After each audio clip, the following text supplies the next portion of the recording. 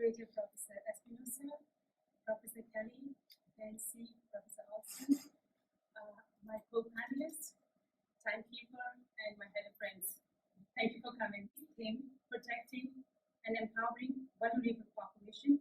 I'm going to speak about the topic violence against women in armed conflict. We all know that violence against women is detrimental to human dignity. It is a barrier to sustainable development. The world is still experiencing sex trafficking, honor killing, forced impregnation, rape, abduction, and many more forms of violence against women. In fact, the United Nations in 2016 reports that 35% of the world's women had experienced some form of violence against women, and in some countries, the rate is double, which is 70%. So here, we are discussing violence against women in armed conflict. Although violence against women happens both in conflict and non-conflict regions, but why is it important to study violence against women in conflict regions? Well, in conflict regions, violence against women escalates. It happens more than non-conflict regions.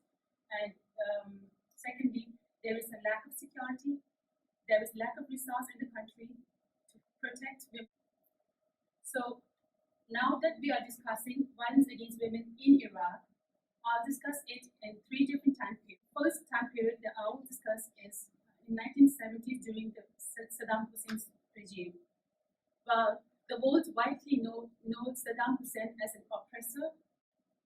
However, the studies had shown that in the initial stage of Saddam's governance in Iraq, he had many provisions for women to empower them and to liberate them. In fact, Saddam is the one who signed a Convention on Elimination of All Forms of Violence, Discrimination Against Women, and he also initiated programs to address illiteracy. However, the situation changed in the 1980s when Iraq lost its war to Iran. So Saddam's rules and policies changed towards women after that. So he adopted an ethno-sectarian rule where, to maintain his political hegemony of his own ethnic group or his own religious group, he used a divisive policy where violence against women is so much encouraged, and he legalized polygamy and honor killing. His rule was against the non-Iraqi origin who are believed to be Iranian descendants or who are Shia Muslims. But the situation further worsened when the United States intervened and occupied Iraq. So the United States promised democracy, promised liberation of Iraqi women, and dethroned Saddam in 2003. However, the things did not change. Rather, it became worse, and the country is left without a democratic government nor a one government rule. So it is a lawless and chaotic situation. It is not only now the conflict between non-Arabic and Arabic, or the Sunni or Shia, but it is conflict within different groups that exist in Iraq. So the Yazidis, the Christians, every population is now under risk of violence against women. What does this lawlessness and chaotic situation do that followed U.S. occupation of Iraq do to Iraq? So the key impact that I find is it has increased the death tolls in Iraq. So just in 2014, 120,000 people are dead. And the studies say that majority of the dead population are women. And 8 million people are displaced until 2012, but in 2014 only, there are displacement of 500,000. It is both internal and external displacement. And 200 million Iraqis now have become refugees. There is a loss of human resource, especially the skilled resource. So the skilled resources like people like doctors, people like human rights activists, thinkers, philosophers are targeted by the oppressors. So they are either killed or forced to leave. There is a rise in maternal and infant mortality. So in Iraq, there is a lack of studies or research that shows concrete data because of the conflict. But there are many cases that are evidence to lack of maternal mortality or infant mortality.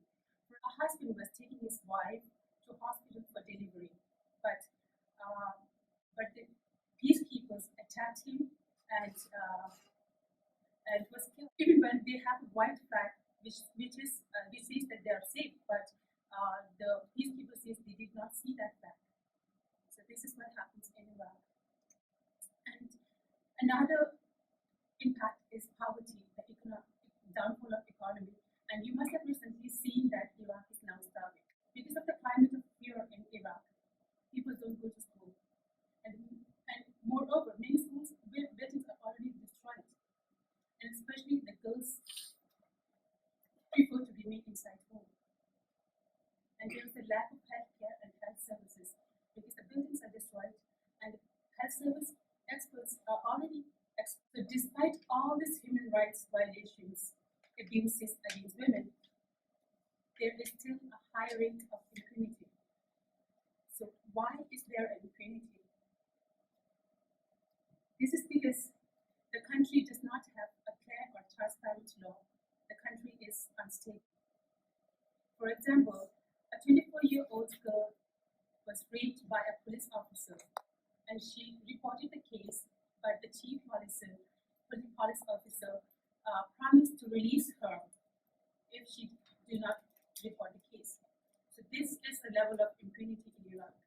There is an intersection between gender inequality or patriarchal culture with the ethno-sectarian rule or law in the country. And some other findings that I think is important for analysis or to think for us is the approach to address violence against women, whether you want to go for armament or peace building. So studies have shown that it is United States, it is China, it is Russia that are the top countries that is investing the maximum amount of resources in militarism or arms and ammunition. But I believe from my studies, I conclude that armament and investing in military cannot address conflict or cannot address violence against women. Rather, we should build peace. And then there was a big gap between what is being promised and what is being delivered. So, for example, the United States had promised to liberate Iraqi women, but there is a decade of conflict and there is a decade of women suffering and sexual abuses. In conclusion, I want to say that both conflict and violence against women in conflict is an urgent issue. We cannot wait. We have to act, and because it has a very long-term impact, it is not only this generation that will suffer, or this generation who will be remaining unequal status, but for generations and generations. There are a few recommendations that I picked from my paper. As an immediate and urgent action, I recommend emergency hotlines, mobile outreach to rescue women who are abducted or who are under the risk of sexual abuse. And I would recommend to support, whether it's individual or organized, the activists who are working for women's rights inside or outside Iraq. And education for both formal and informal, which should be gender equal. It's very important that we build interreligious harmony. We provide programs like trauma healing.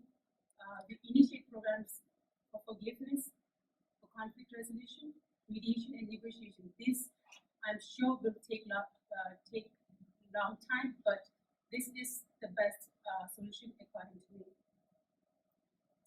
And there are in other countries examples of re-establishing righteous interpretation of Quran, and I would recommend that too to Iraq. And finally, the promise of United States remains unfulfilled. So I would recommend reconstruction and rebuilding Iraq as a country. And I believe that conflict and violence against women is human made. So we